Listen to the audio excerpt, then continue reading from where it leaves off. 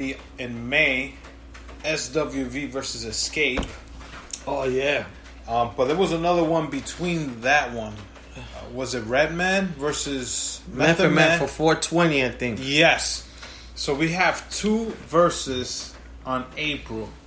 And I'm going to actually watch both because I like Isley Brothers and Earth, Wind, and Fire. And then for 420, like Lee said, you got Redman and versus Method Man, which is really not a versus. They both have solo projects, but they have an album together.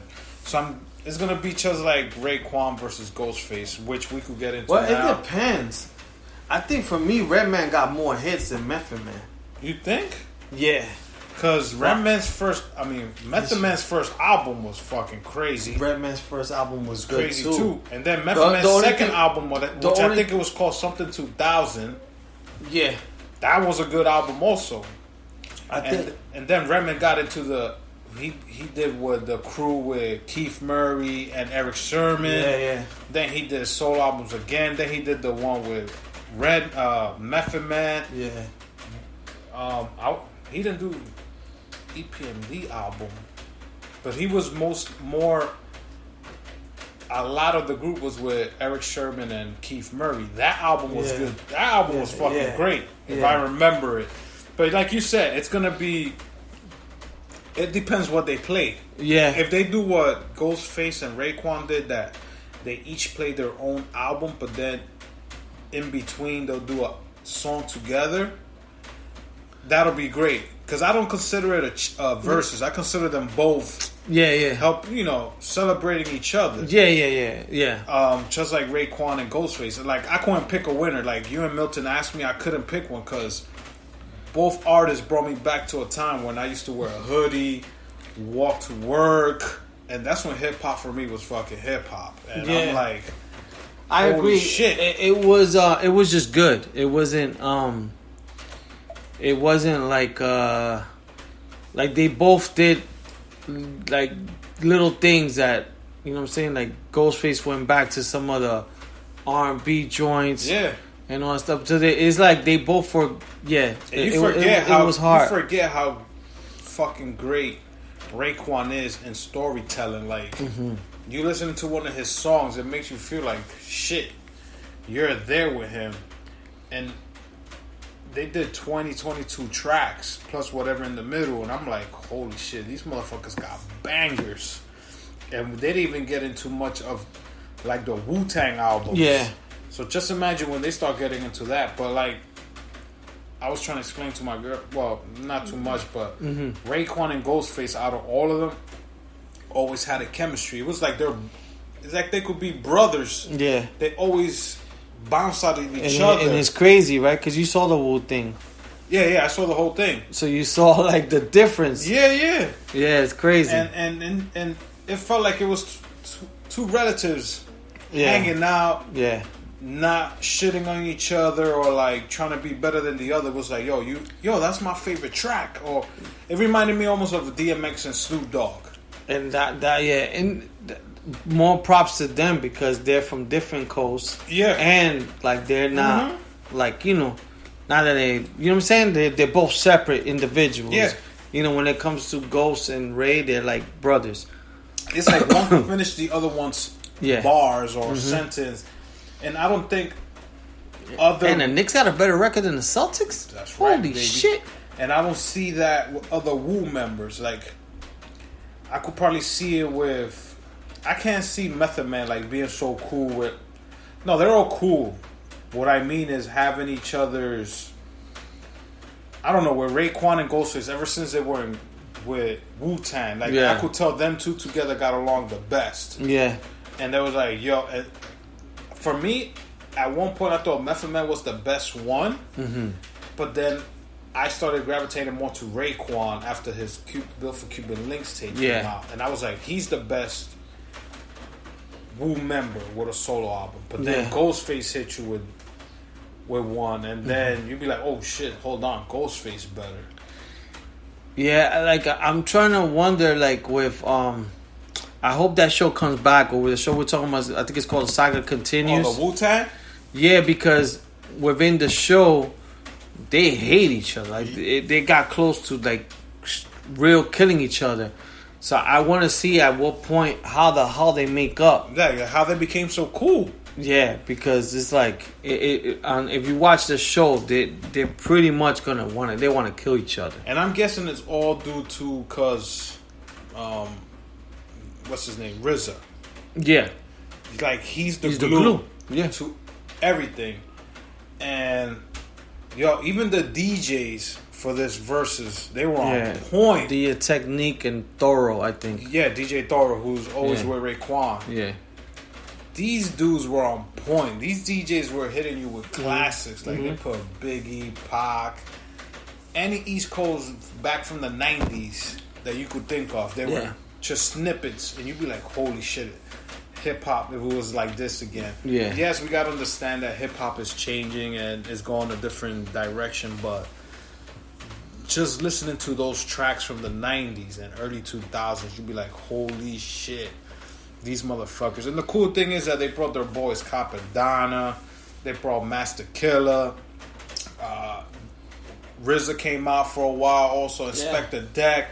So it was cool that it was just not them too. Because when if you think of any of them, you think the whole Wu. Like the whole Wu-Tang. Yeah.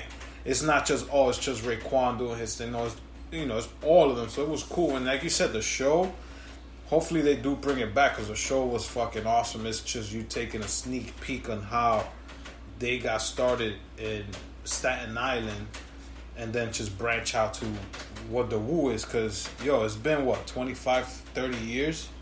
And that W still, you see it, and it fucking takes over. Yeah. Because I know they did like a Wu-Tang West Coast. They did so many shit. They probably had Wu Pets. Exactly. They did Woo Babies and they did a whole bunch of stuff. So for me, the verses was fucking great. I was drinking, waiting for Lee. I was having my shots. I didn't have Henny, so that's the one thing I was missing. But the 2 hours and whatever minutes it went, for me it was great because I watched it from beginning all the way to the end. I don't know if you got to rewatch it after because I know you came in like an hour. Yeah, I was gonna rewatch it, and it's on YouTube, but I didn't get a chance to. I haven't had a chance to rewatch it.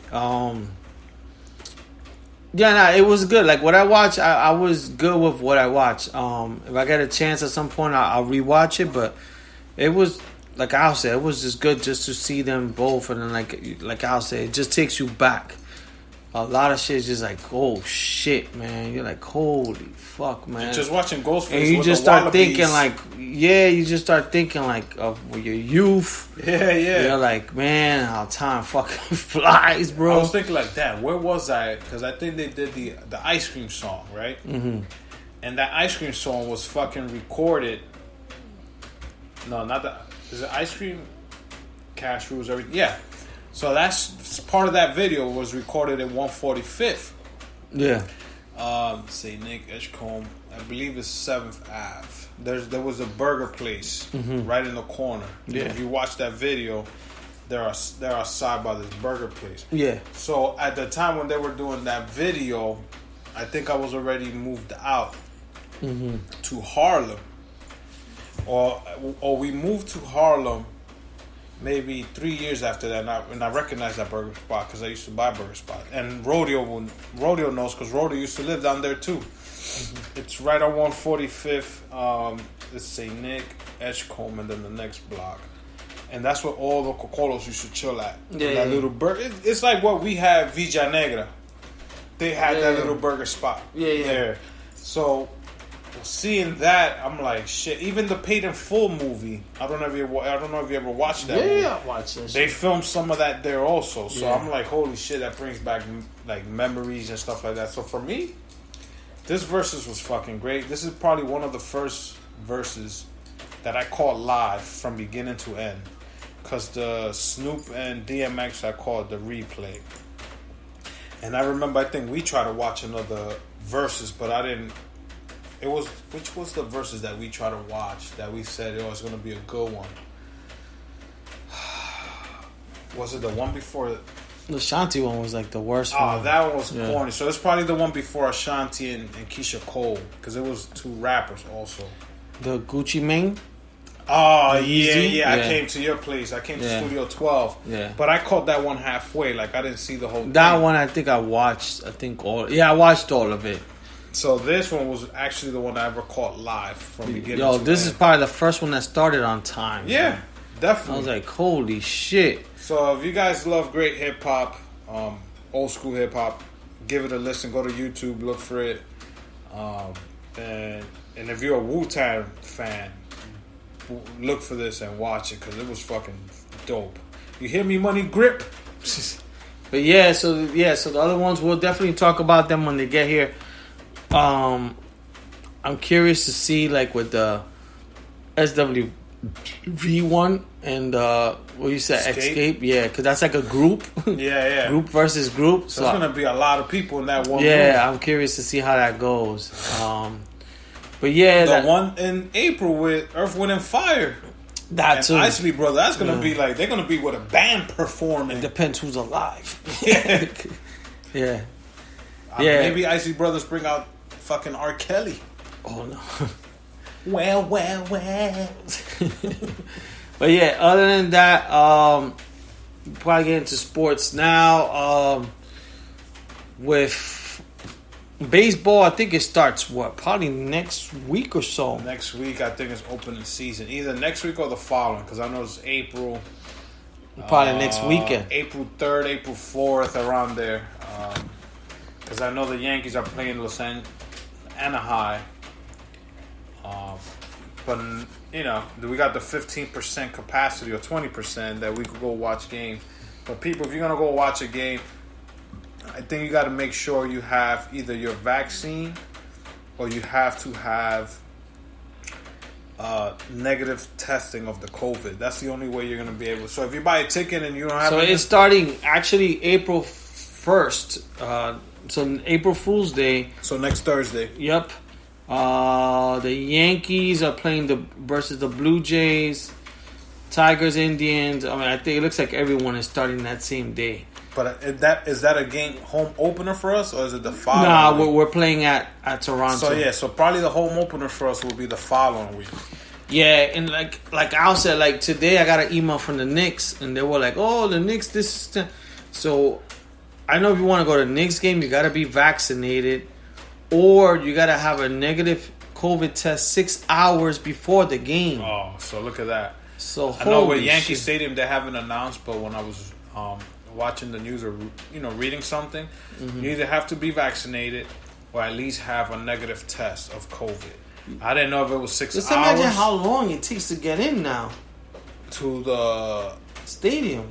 Well, I guess if you show your paper, they'll let you in fast because they don't want the lines to be everybody crowded. And there's only 15%, 20%, so I'm not... Yeah. Where Yankee Stadium is 10,000 people. Yeah. Because all stadiums are different. So with Yankee Stadium is 10,000. So just imagine before when the place was packed, just on a regular game, not like a Boston versus Yankees, how long it used to take us to get into the thing. So now if it's 10,000 people, it's just like letting them in quick. Because I don't think they're going to want... I don't think we want to stand around a crowd when COVID thing is still around. And I don't think the workers are going to want to do that. So they're going to probably tell you just come in right away. We're the stupid ones that we used to wait till the first, second inning because we're still in the bar drinking Pabs. But we used to be like, let's wait. Fuck the first inning. It's gonna be a long line. And then we got there like inning 2, and it's still a long line. And then we didn't get to our seats by inning 3 or 4 because the fucking going up the stairs. That's what I'm saying. We gotta get those $15 seats, man. And it's like they're not even $15 seats. They're $15 standing. Yeah, those just sitting. So standing. So like I think I told Al a few weeks ago, I had gotten like an email from the Yankees, and they had. I don't know if I talked about this shit in the podcast or we talked about, but the tickets were, they were like if you could buy 9 home games for Yankees or 18 or 34. So I was thinking of getting 9. There was a certain price, and then I think we were all in a text together. Well, me, Al, and Rambo, and fucking. we were like, yo, let's go to the Yankee game, blah blah blah, and I think we were talking about I don't know, like Toll Rodeo or whatever, and